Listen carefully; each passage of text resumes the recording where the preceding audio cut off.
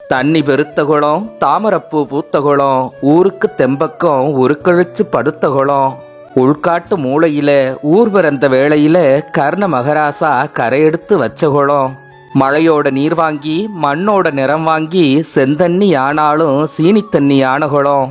சாலி மரம் 2 தண்ணியெல்லாம் நிழல் பரப்பி கரையெல்லாம் கொடபிடிச்சு காவலுக்கு நின்ன குளம். காடுகரை போனவர்க்கும் காக்கா குருவிகளுக்கும் ஆடு மாடு அத்தனைக்கும் அனுசரணை ஆனகுளம். ஐப்பசி கார்த்திகையில் அடமழைய உள்வாங்கி நிறமாத பொம்பளையா நிறப்பெருக்கா நின்னகுளம். வாழ்ந்து கெட்ட சீமாட்டி வளவி மட்டும் போட்டது போல் கோடையிலும் குடுதண்ணி கொஞ்சோண்டு வச்சகுளம்.